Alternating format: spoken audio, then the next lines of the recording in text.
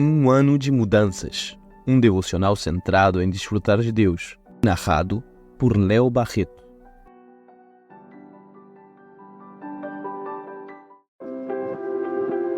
Chegamos ao final do nosso livro. Você vai escutar a conclusão escrita por Nicolai Strantini. Um exemplo para pensar. O sol não saiu. Todo mundo dorme. Todos, menos Jesus. A razão? Quer estar só, longe de qualquer interrupção ou barulho. Marcos 1, versículo 35. Seu desejo de evitar as pessoas é tal que seus discípulos não sabem exatamente onde se encontra. O texto nos informa que inclusive tem que buscá-lo para poder encontrá-lo em Marcos 1, versículo 36. Ao fazê-lo, acontece algo que merece toda a sua atenção.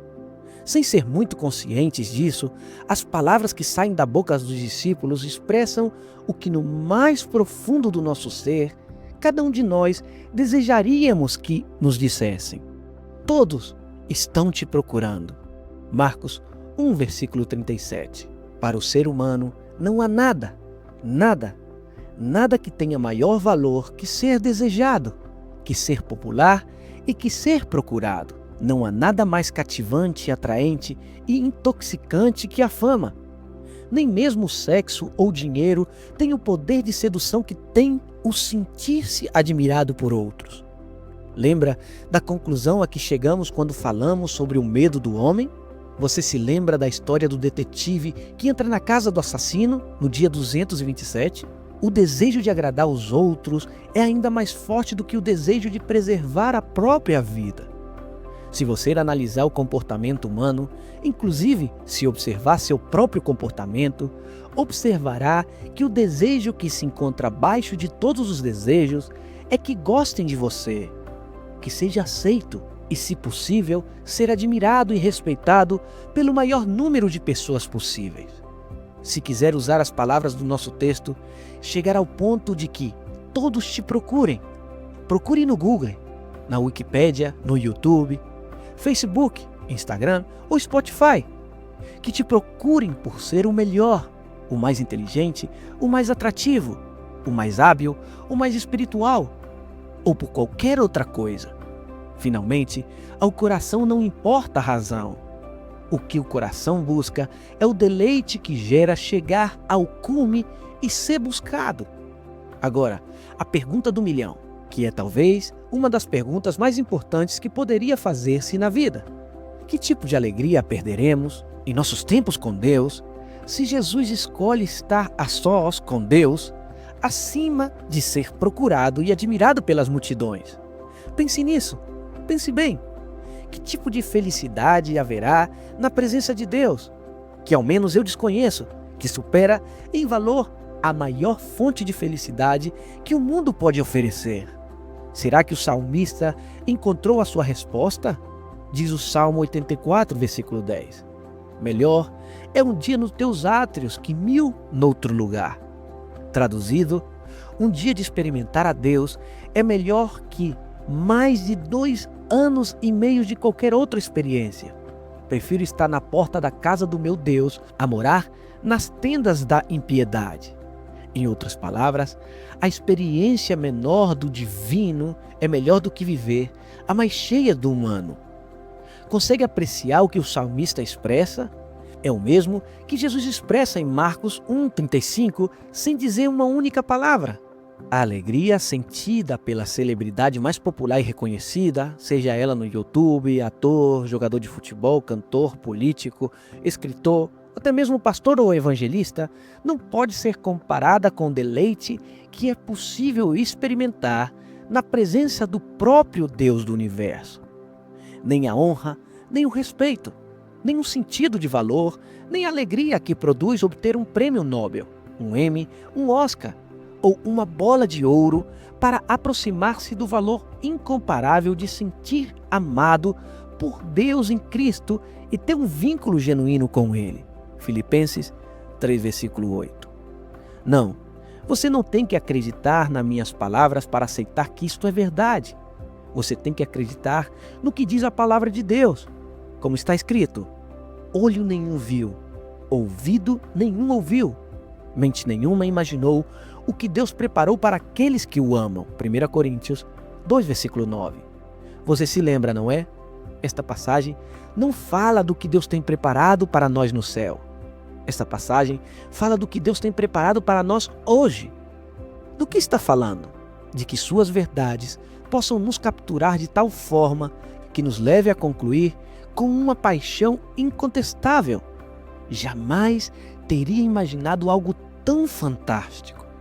Nunca teria concebido algo assim. É encontrar felicidade em sua herança. Efésios 1, 18 e 19. É que seus olhos sejam abertos para ver sua beleza. É experimentar como real o que expressa o salmista. A alegria plena na tua presença. Eterno prazer na tua direita. Salmo 16, versículo 11. Jesus é diferente de nós. Ele apreciou algo que nós, ou pelo menos eu, ainda estamos descobrindo. No entanto, ele nos convida, Apocalipse 3:20. Ele nos chama a um vínculo capaz de encher o coração e transformar nossa existência. Disse o próprio Jesus em João 15, versículo 11. Tenho dito essas palavras para que a minha alegria esteja em vocês e a alegria de vocês seja completa. Mas eu quero o que ele me oferece? Quanto eu quero? Quero até o ponto de pedir, buscar e bater as portas do céu até que me seja dado? Mateus 7, versículo 8. Agora falaremos de um conceito que perdeu o seu significado. Gostaria que parasse um momento para fazer uma pergunta. O que é perfeito? O perfeito é aquilo que não tem erro, é o insuperável, o que não tem falhas nem possibilidade de se melhorar. Agora, se você pensar nisso por um instante, os avanços da tecnologia moderna nos fizeram perder a capacidade de nos apropriarmos totalmente dessa ideia. Por quê? Porque hoje em dia tudo é melhorável. A casa pode ser melhorada, os automóveis podem ser melhorados, os telefones podem ser melhorados. Primeiro o iPhone 1 apareceu, depois o segundo, depois o terceiro e assim adiante, até Cristo voltar. Pense nos aplicativos que você tem à sua disposição hoje. Eles são muito bons, não são? Mas, e se não os atualizar? Não melhoram, não se superam. Mas faça um favor, tente pensar em algo completamente perfeito. Qualquer coisa, o que você quiser. É difícil, não é? Hoje em dia, é quase impossível conceber em nossa mente um elemento que não possa ser superado e se tornar algo melhor. Mas, sabe de uma coisa? É impossível atualizar a Deus. Ele não se pode melhorar. Ele, sim, é insuperável e não necessita mudar nenhum só aspecto de seu ser. No entanto, há algo em nós que precisa ser atualizado diariamente. Nossa capacidade de vê-lo perfeito, atraente e melhor do que qualquer uma das melhores ofertas que a criação nos oferece. Efésios 1, versículo 18 e 19. Como escreveu John Piper, a meta de Deus em cada passo da criação e da salvação é magnificar a sua glória. Tu podes magnificá-la com um microscópio ou com um telescópio. O microscópio magnifica ao fazer com que as coisas pequenas pareçam maiores do que são. O telescópio magnifica ao fazer com que coisas gigantes, como as estrelas, que aparecem pequenas, se aproximem do seu tamanho real. Deus criou o universo para magnificar a sua glória. Assim como o telescópio magnifica as estrelas. Tudo o que ele faz em nossa salvação foi planejado para magnificar a glória de sua graça dessa maneira. Entende o que John Piper diz? A nossa maior necessidade como cristão é que os olhos do nosso coração vejam o verdadeiro tamanho de Deus e sua insuperável e perfeita beleza.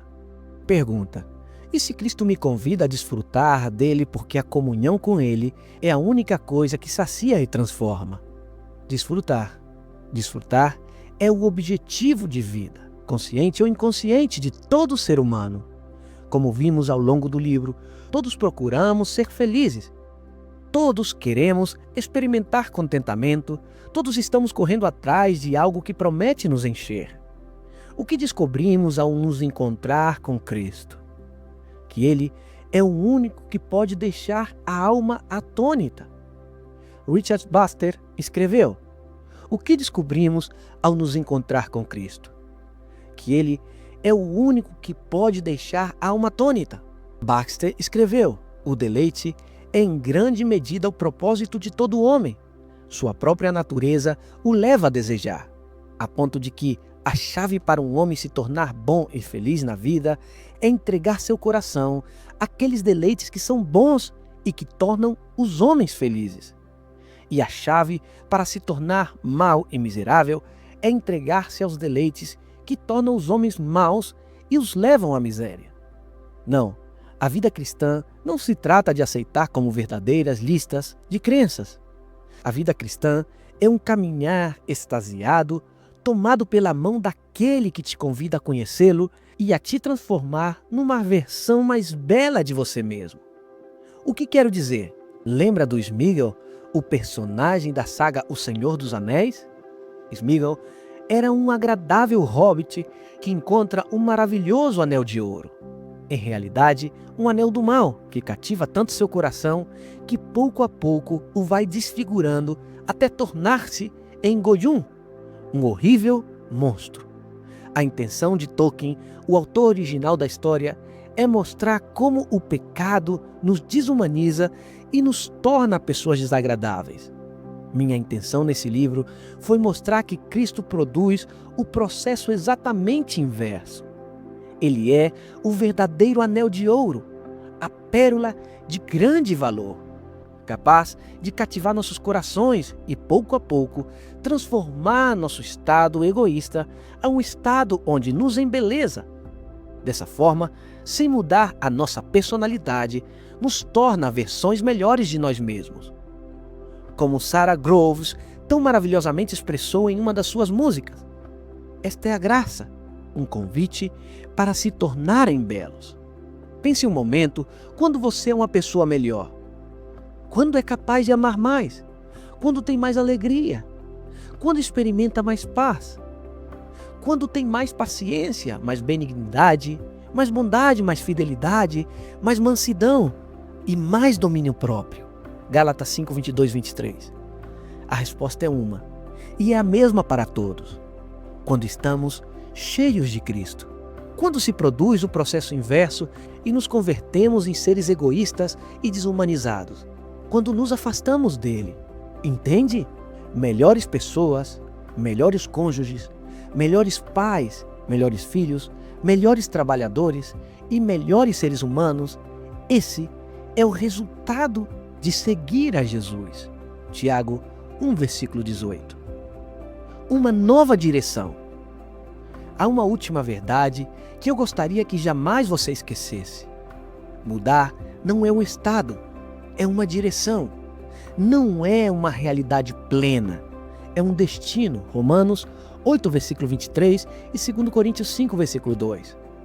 Quanto tempo você acha que levaria para chegar à cidade mais ao norte do seu país? A resposta depende de dois fatores, certo? Por um lado, depende da distância a que se encontre. Não é o mesmo estar a 50 quilômetros que a 500. Por outro lado, depende da velocidade a que se desloca. Não é o mesmo ir a 30 km por hora que ir a 130 km por hora. No entanto, há duas questões que podemos considerar óbvias. Se você se dirigir para o leste ou para o oeste, jamais chegará ao seu destino, por mais que vá a toda velocidade. Mas se você está orientado na direção certa, ainda que às vezes vai mais devagar e outras mais rápido, cedo ou tarde chegará ao seu destino. Qual é a moral? O mais importante no processo de crescimento espiritual é estar orientado na direção correta. A chave para crescer é perseverar em uma trajetória que, pouco a pouco, transformará o que somos naquilo que queremos ser. Este livro teve como objetivo oferecer um norte, que chegue a desfrutar de Deus, e uma trajetória, que use os meios de graça para que o Evangelho te transforme. E apesar de termos chegado ao fim do livro, chegamos apenas ao início de uma experiência cognitiva que não terá fim. O resto de sua vida e da própria eternidade é sobre conhecer a Deus. João 17, versículo 3. Mas não um conhecimento que reduz e se limita ao intelectual, mas um eterno aprender a viver assombrado. Isso significa que para você e para mim, o prazer só irá aumentar. Fomos convidados a saborear o perfeito e imbatível. Mas enquanto esperamos por esse dia em que a alegria será suprema e o prazer ininterrupto, devemos caminhar nessa direção que nos permite começar hoje a desfrutar o que um dia desfrutaremos de forma plena. Isso nos deixa com a pergunta que fizemos no primeiro dia. E para meditar o resto da minha vida, o que eu quero? Queremos dizer algo importante antes de você parar de ouvir este áudio. Nosso desejo como ministério é oferecer esses áudios e muitos outros recursos de forma totalmente gratuita. Você sabe como pode nos ajudar a continuar oferecendo-os sem nenhum custo? Não vamos pedir dinheiro. O que gostaríamos que você fizesse é comprar qualquer um dos nossos livros e presenteá-lo a alguém. Dessa forma, você está colaborando com o nosso ministério e nos ajudando a continuar oferecendo iniciativas como essas. Ao mesmo tempo, você está ajudando outras pessoas a desfrutar mais de Cristo. Muito obrigado.